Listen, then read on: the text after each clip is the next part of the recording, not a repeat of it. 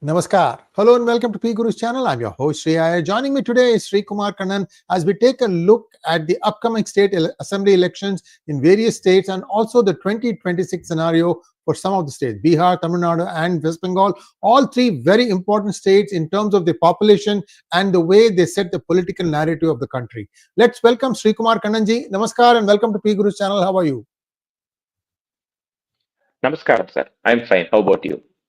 I'm doing very well, Sree Kumar. Let's start with Bihar, which is the first one. There is an allegation today from Prashant Kishore that Nitish Kumar has lost his mind, has gone senile, whatever you want to think of. So start from there and talk us through, is this Prashant Kishore is not only a political strategist, he's got skin in the game. He has a party called Jan Suraj. And so what's going on there? No, actually, this allegation is going on for some time that Mr. Nitish Kumar is not keeping the health as he was earlier. But it's not as worse as Mr. Naveen Patnaik. Mr. Naveen Patnaik was very inaccessible and to his own party members, to his own ministers, to his own bureaucrats, leave alone the public.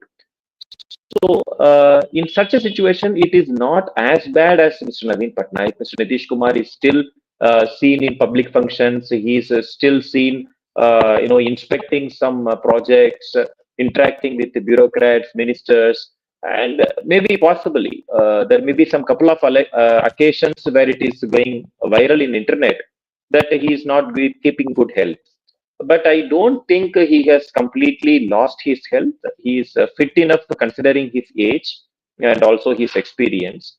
And Prashant Kishore is known for his, theoretic talks that he wants to, put some doubts in the minds of the people, voters, especially the voters of the Brahmin community, who were the vote bank of the BJP JDU combined.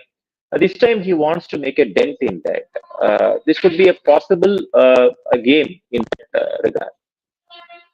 Thank you so much. And now let's take an overall picture of what is happening in Bihar. Surely BJP has somebody who can take over. Why continue with Nitish Kumar? Or are they going to do a Maharashtra on Bihar? In that, if BJP has a higher strike rate and if BJP ends up having more MLAs in Bihar, then they would say, wait, we are going to be the chief minister. What are your thoughts? Sir, I don't think so that in Bihar, the BJP will have its own chief minister at least for a couple of years. If the BJP wins scenario, I think I am back. Is it fine, sir? Yes. Yeah. So I repeat. So in Bihar, if the BJP JDU combine along with Mr. Chirag Paswan come back to power, then we can safely assume that Mr. Nitish Kumar will be continuing as the chief minister at least for a couple of years. If not, he will be replaced immediately. For a matter of fact, that we have to take back to the year 2020, where when Mr. Nitish Kumar and was made the head of that alliance, the chief of the alliance, and in his leadership, the alliance won the election. Though the quantum of the numbers maybe BJP have got higher numbers and JDU got lesser numbers. At that time, it was learned that Nitish Kumar offered to step down, paving way for the BJP chief minister. It was informed by him to Mr. Devendra Fadnavis, who was the party in charge of Bihar elections. Mr. Devendra Fadnavis, who is the present chief minister of Maharashtra, he was the chief election strategist of Bihar during the year 2020. So at that time, Mr. Nitish Kumar expressed his, displeasure that since he is not having his numbers, why should he head such a fragile government? But Mr. Devendra Fadnavis convinced Mr. Nitish Kumar that the mandate was for his leadership. And for that reason, it is better that he himself head the alliance. So Nitish Kumar is heading the alliance until today. So I don't think the numbers will change any, the chemistry of the relationship, especially when Mr. Modi is heading a coalition government in the center with the help of JDU and TDP, he will not like to rock the boat. So as long as Mr. Nitish Kumar wishes, he will be continuing as the Chief Minister of Bihar in case the coalition wins the Bihar elections.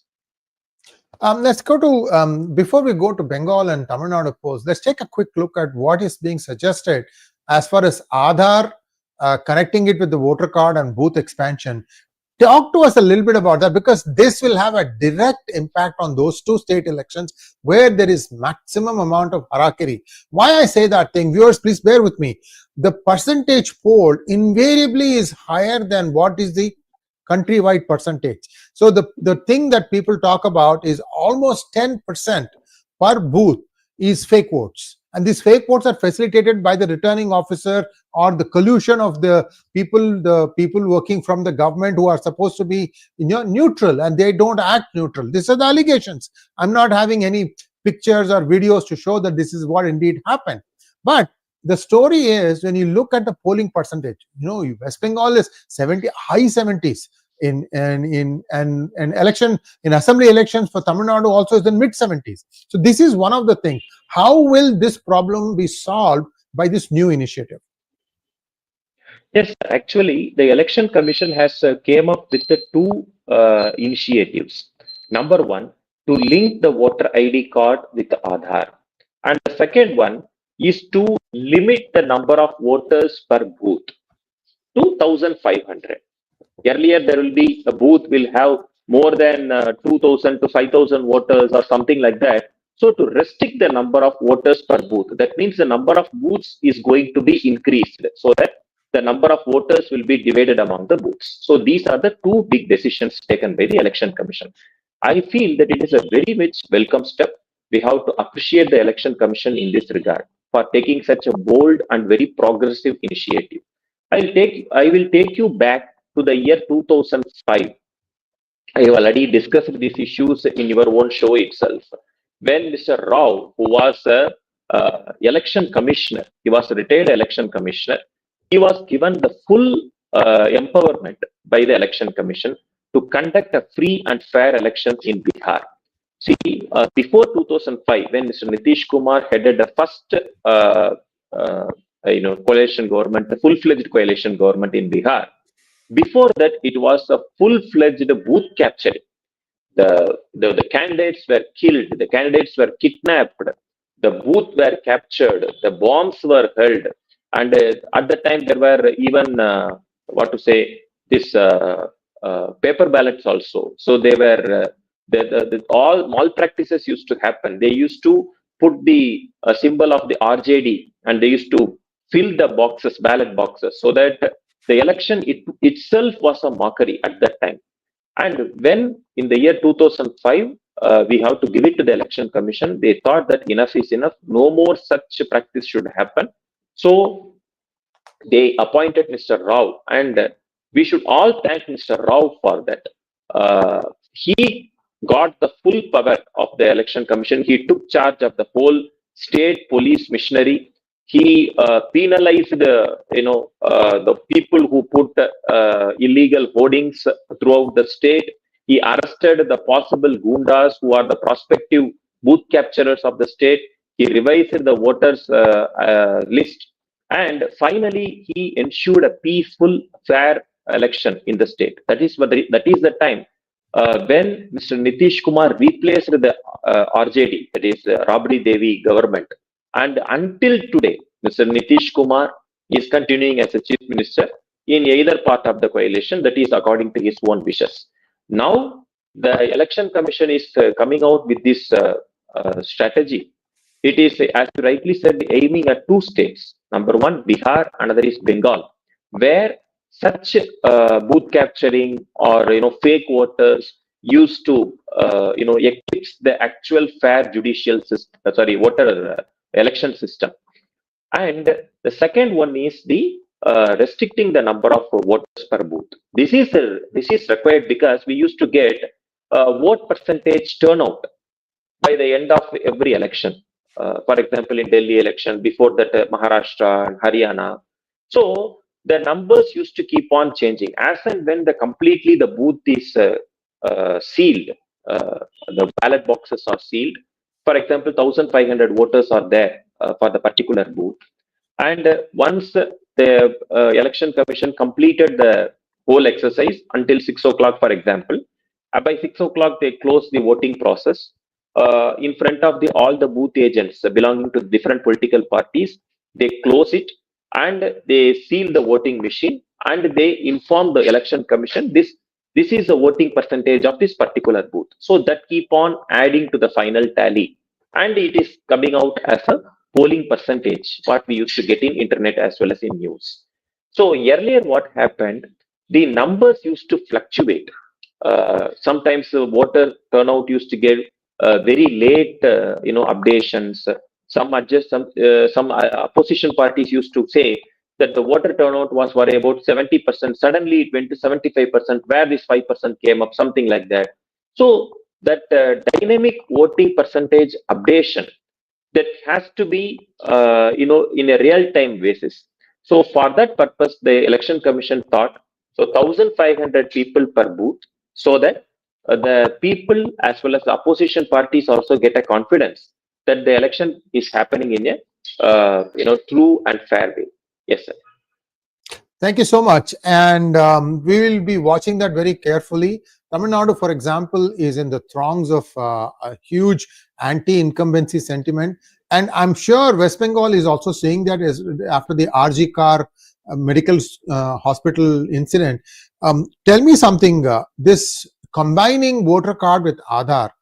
See, one of the complaints that I have personally observed and written about in PGurus is that there are many people of a particular community who will have multiple birth certificates. From multiple birth certificate, they can generate multiple Aadhaar cards, multiple voter cards, multiple everything. Now, the way I am told that happens is in a state like West Bengal. Sorry, bear with me for the long question. In a state like West Bengal, it's not a single phase election, it's a multi-phase election because of the threat of violence that always lurks. So what happens is you vote in one set with one set of names, then you erase the ink, you go to another place with another set of IDs. So how will that be curbed by this linking of Aadhaar card with voter ID? Yes, sir. So let me give my own example. Basically, I was earlier voter in Tamil Nadu. Later, I migrated to Karnataka and I got a voter ID here. Before I got the voter ID, I gave a letter of surrendering my voter ID of Tamil Nadu. So I filled a form. There is a specific form there. So I filled in saying that I got migrated for my professional reasons. So I am no longer a voter in the previous state, in the previous address. So kindly requesting you to delete my name in the previous voter list. I don't know whether it happened or not so far, but I got a new card here. But I am exercising my vote only in Karnataka right from the year 2011, you can say. From that time, I am exercising my franchise only in Karnataka. We don't know whether the same thing is happening for others. Whether they are voluntarily surrendering it, that is a question mark. First, number one. Number two, whether that surrender certificate has been actually processed by the election commission, that is the second part. Third, if not processed, we cannot stop these people who are applying for the vote, exercising their vote for the second time or multiple times. That is also there. So it all depends upon such a loopholes in the system. So if the voter ID is linked with Aadhaar, there is every possibility that there will be one Aadhaar per person, and if that person exercises his franchise in one particular election, his name will be curbed, or his movements from one phase to the other phase, that could be also restricted. I can say only there is a possibility.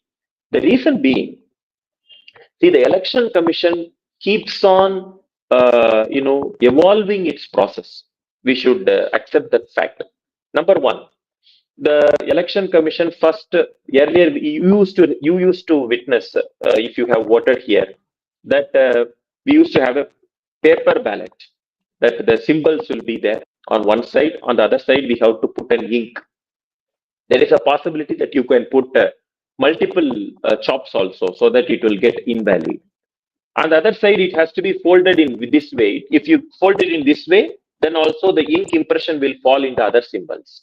So that also it will go to invalid way. So all these under the voters, when the votes are being counted, it will take 2 to 3 days to get the final outcome. That is also there. So the election commission, sorry, I am giving a elaborate reply to explain our viewers. So the great steps taken by the election commission, we should not belittle their efforts. For that purpose, I am explaining. They came out with the voter machines, the electronic voter machines, so that there are multiple benefits out of it. It curbs, number one, the invalid votes, number one. Second, there is no need for any vote slippages. It will not be slipping, and the vote counting process will happen immediately and will get the results immediately. These are the reasons. And second, when the some of the groups, social groups, they began to say, if I don't want to vote, why should I vote for a party? I should be given a party that I don't want to vote any of these parties. I want to participate in the election process, but I don't want to vote anyone else. So for that purpose, the nota option was brought in, none of the above.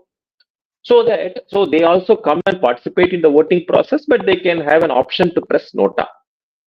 Then there was another issue came up. What is the reason? What if Dr. Subramania Swamy also fought for this case? Same question was raised by Mr. Advani post 2009 Lok Sabha elections.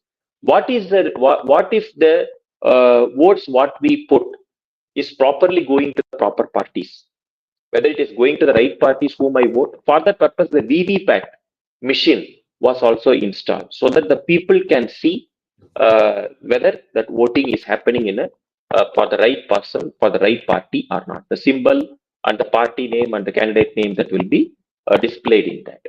Then the people went to the court saying that we don't have the faith in the voting machine, so that it has to be manually counted. So the election commission, what they said, so give a 10% counting, so that have a match between both VVPAT on one side and also the machine on the other side, so that let that match. So until today, it is matching 100%. I don't think they are doing 10%. Sorry, Sree Kumar, I don't think they are doing 10%. 10% would be statistically completely acceptable. They are not doing that. I think they are doing 1 per constituency, and I think randomly 3 or 4 more. That is not 10%. I don't think. You can disagree with me unless there is some article. No, I also need to check, because I remember I may not be 10%. I may be wrong also. But I remember the election commission came out with 1%, and it was further enhanced by the Supreme Court. They said it was the bench by Mr. Gogoi only, Mr. Ranjan Gogoi of the Supreme Court. In that bench, they said you have to, not 1% may not be enough. So maybe possibly 5%, if not 10%. So they have enhanced the number of verification percentage ceiling, so that let them check and let them, because the voting machine also is opened and it is sealed in front of the election, in front of those parties sitting there. The agents will be sitting there in front of them. All these happenings are happened, and they get the signature also for all those people who are witnessing that. So why am I telling is for any election commission to take such a dynamic steps from one to other to gain the public confidence, and they also keep the election dates in such a way that more people participate. If they put a date, we have to blame the urban voters specifically. So on when they put the election date on a Saturday or Sunday, they chose not to go to the polling booths. This is also happening on one side. And forget about some states. You have to give it to the election commission for a reason. In Rajasthan, in places like Meghalaya, northeastern states, where it has a very challenging topography. And in Gujarat, Junagadh, there is only one single voter in a forest. For him, a polling booth was there. That means there is only one voter, but it will have 4 or 5 officials sitting in that booth for that one voter. So such a massive a service is being done by the Election Commission of India, but still challenges are more. So the public has to understand that what the best you can do is to go there, stand in queue, and exercise your franchise. And the system keeps on evolving. So in this regard, the voter ID card linked with Aadhaar, linking with Aadhaar, and the second one is restricting the number of voters per booth are the step forward. Yes, sir. Thank you so much. I think still work needs to be done because see, other problem is Aadhaar, the biometric varies all over the place. There are some without biometric also. There are some with finger biometric. There are some with what do you call that? Retinal biometric. Optical. Retinal is the one that never goes away. For your life, it will be the same, but it's more expensive. And I don't think there are that many places where Aadhaar card is issued that they can sample your retinal biometric. Be that as it may, I'm still not convinced that this is going to bring down some of these fake votes like what we talked about.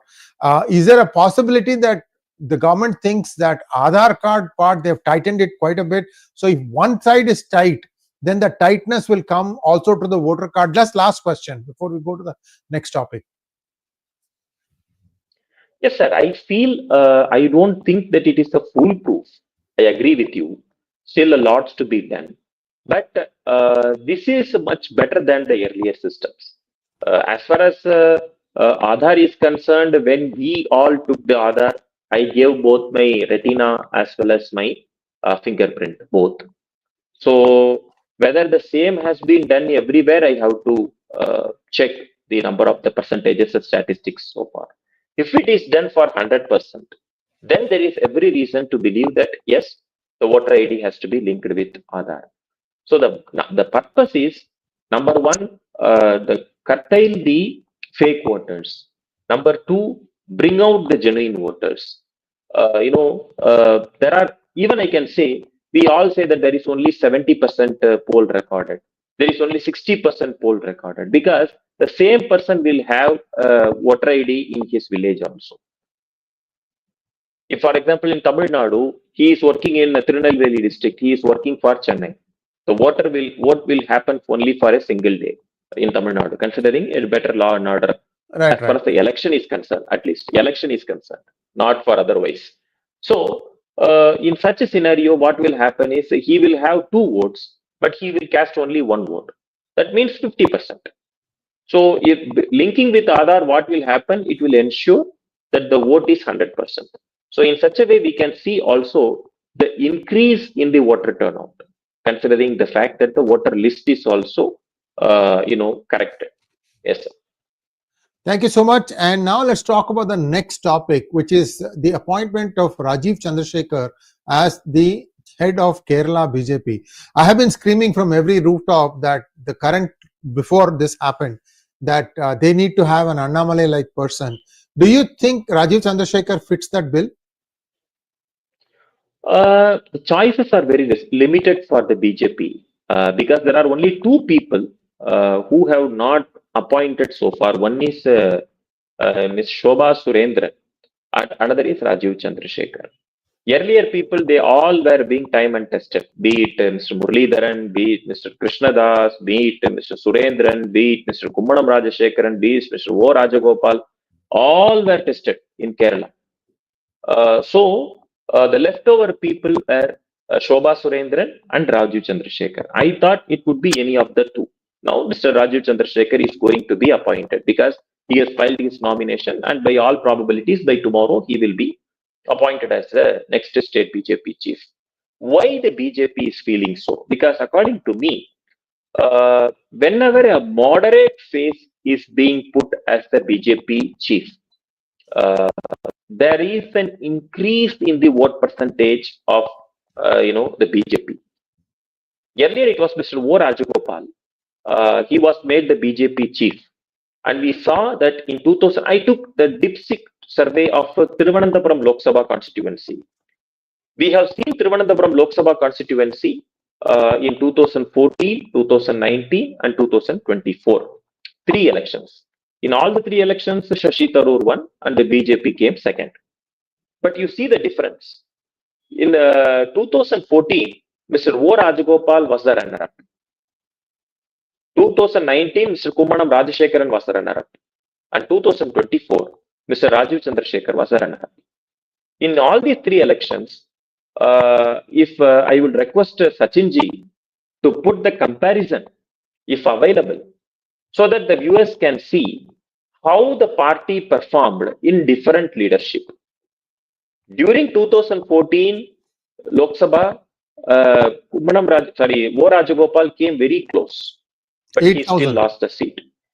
8,000. 8,000, yeah. But when it was 2019, Kummanam Rajashekaran, 1 lakh. you see the vote percentage margin, the gap increased. But after Mr. Rajeev Chandrasekhar came, again he was able to bring down the margin. So something is working for him, at least at the ground level. We should accept that, number 1. Number 2, Surendran has served the party for about 5 years plus. So it is high time that he has to be replaced. So maximum he has served. And third, there is a possibility that BJP is looking beyond its vote bank. Apart from its existing vote bank, it wants to expand its vote bank, at least to get a couple of seats. According to my own realistic scenario, the BJP has every possibility to get around 3 to 5 assembly seats in the total 140 seats, if I am right. So it may not be beyond that, but from 0, because earlier it was Mr. 𝗤𝗏𝗏𝗏𝗏 who won from Nemam Assembly constituency.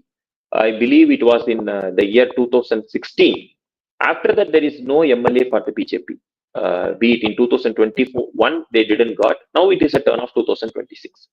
So they want to increase to 3 to 5 assembly seats for BJP, considering the fact that BJP got its first Lok Sabha MP from Thrissur, Mr. Suresh Gopi. So BJP wants to try its luck this time. If it could be Shubha Surendran, that would also be better. She is more ideologically rooted than Rajeev Chandrasekhar. But Rajeev Chandrasekhar is an urban face. So post Lok Sabha, he didn't came to Karnataka or any other state. He is, camping in Kerala only. We should wait and see instead of jumping into guns. Yes, sir. He runs one of the most recognizable TV brands, Asianet. He should be able to do a lot of things. I mean, if you think about even Donald Trump, right? One of the secrets to his success was the fact that he had the show called The Apprentice for like 7-8 seasons. And the viewers used to watch that and they understood how he thinks. So that insight always helps somebody when he decides to run for office. I'm wondering if Rajeev can. I don't think Rajeev was ever on the programming itself, right? He was not a face in Asianet.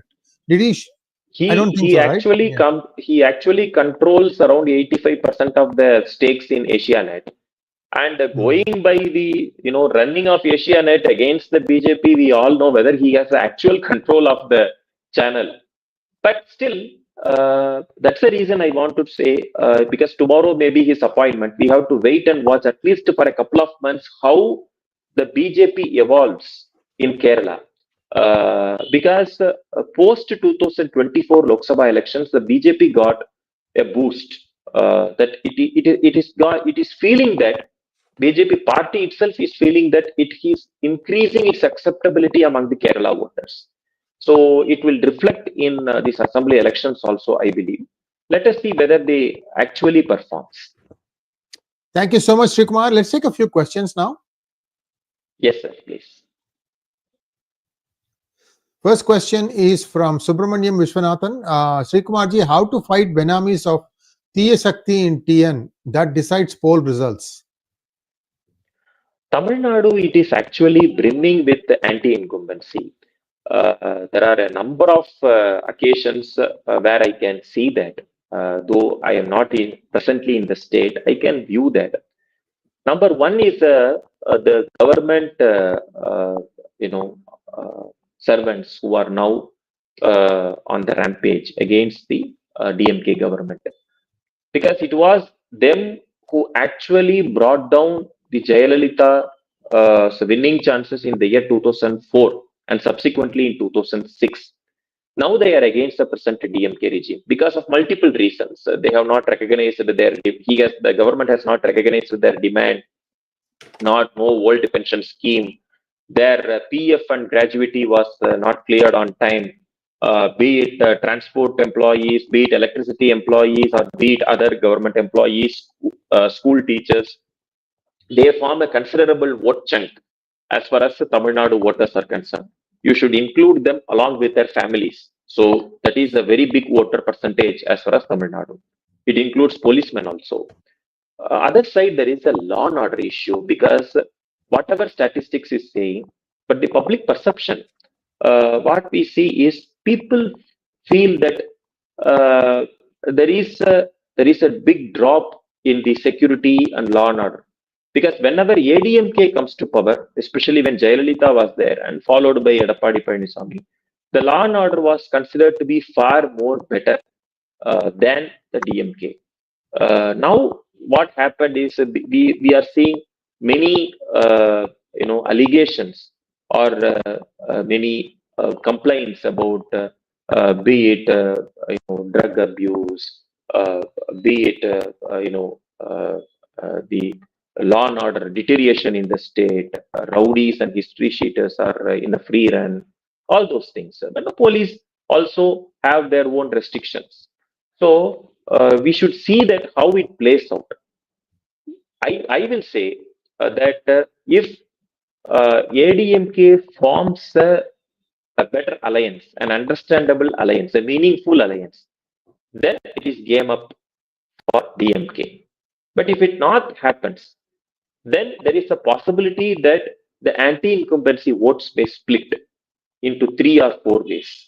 That may ultimately benefit the DMK. But still, I will feel that the DMK in 2021 also didn't came out with much 50% plus like that. They got more 50% vote, 50 plus percentage votes in Lok Sabha 2019. But when it came to Assembly, their votes considerably came down. So that may also follow in this election also. So they will get very less votes compared to that of the Lok Sabha. But we have to wait and see how it plays out. Because we have seen civic amenity issue. The people threw away the Kejriwal government, who used to have 50% votes in 2 consecutive elections, be it in 2015 and 2020. Still, the voters rejected that. So we have to wait and see. But things are fast developing. Political system, political climate is fast changing in Tamil Nadu is concerned. Next one, please. Krishnamurthy wants to know, if RJD wins in Bihar, then nobody can stop the destruction of that state. It will unfortunately spill into UP, thus affecting the whole of north of India. Hope people of Bihar vote wisely. I agree, because in 2020 also, it was a touch and run for RJD. He came very close, but he couldn't get the success. The problem with RJD, especially Mr. Tejasvi Yadav, is he couldn't project himself as an acceptable leader for all communities. Bihar, as such, is a caste-centric state. That means whatever may be the issues, caste plays a vital role as far as the Bihar politics is concerned. And to brand himself as a leader who is acceptable to all political parties is very much needed in Bihar. What happened in Haryana may happen in Bihar. That's what I feel so at present. Haryana, it was actually the Congress election to win. But what they did, they thought that they already won the election. and especially a couple of communities, they thought that it is their government which is going to come in Haryana. That counter-polarized the whole other communities. So they began to think that if this government comes, what will be our position? So they voted in different way that went against all exit polls. Similarly, in Bihar, we have also seen that the Lalu's clan, they began to go around the state that we are going to form the next government. It may be counterproductive. That's what I feel so. And if Nitish, BJP, and Chirag Paswan, they form a harmonious relation as far as sheet sharing is concerned, then it is very much enough for the NDA government to continue. Yes. Next one, please. Nitya Kalyani wants to know, if face recognition is made mandatory, can multiple voter IDs be eliminated? Oh, this is a difficult one, but face recognition, it takes more time comparing with the technology what we are having. I think iris is fine. Maybe iris is fine. Retina is fine. Yeah, iris is fine. Yeah. So we are going towards the direction, but still it's a long way to go. But it's an evolving process. This may be the first step towards the direction, I feel so. Next one, please. Shekhar wants to know, we would request your joint sessions with Abhishek Tiwari for a deeper Bihar insight. Definitely we will try to do that. Next one, please.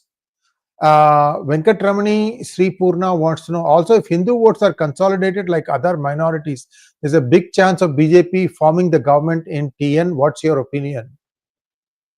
Tamil Nadu, I don't think so, because the voter consolidation is not that much an easy one, number one.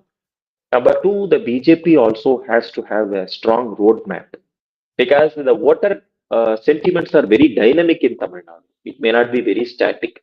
It needs a very sustained effort. It may not be, if you see, Tamil Nadu, Bengal, they think in a very, very long-term aspect, the voters. So when Tamil Nadu was once dominated by the Congress party, and later in 1967, it was when it is becoming a Dravidian party centric politics. Now Congress is nowhere in the picture. So to replace such a well-entrenched system, it needs a long-term, sustained, as well as a very proper strategy. Without that, it will be very difficult for the BJP. Now, what the BJP can maximum expect is, number one, if it wants to go for a coalition with ADMK, option number one, that it should go for a realistic, number of seats sharing, concentrate on the seats, those seats where it can win, and it increase its tally. That is option number one. Option number two, if it plans to fight alone, then though they put up candidates in multiple seats, concentrate on those seats where it has a full potential and possibility to win, and get a couple of MLA seats, so that it can also claim that it has increased its vote share as well as the seats. So these are the two possible scenarios. Right now, based on the 2 to 3 elections, based on the steps taken by the BJP in 2 to 3 elections, whatever you say may happen, but these are all the developing scenario. Next one, please. Pawan Kishore, thank you so much. Can weighted delimitation ensure fair seats by balancing population growth and geography, socio conditions? Actually, the delimitation is concerned, it is a very wide topic for which the census has to happen. And based on the census, it has to go to the delimitation committee, and where the criteria will be fixed, and based on the criteria, the recommendation will be provided. Then it will be brought in as a constitution amendment bill, which will be passed, required to be passed in Lok Sabha and Rajya Sabha, and majority of the assembly. So it is a very lengthy process. We have to see how the criteria is being fixed, based on which we can come to know. But as far as I see, in 2026 only, especially after Bihar elections or the Tamil Nadu, Bengal, Kerala elections only, the steps that may be kick-started, the census process. It may go for around 1 year time minimum. So because it's a very big country and highly populated, and based on which it will be produced to the commission in the next year, probably in the year 2027. And by 2028 or 29 only a decision will be reached as far as the time schedule is concerned. Yes. Thank you so much. And that brings us to a close of today's program. And Sree Kumarji will be seeing you again next Sunday, same time. Namaskar. Thank you, sir. Ram Ram. Jai Hind.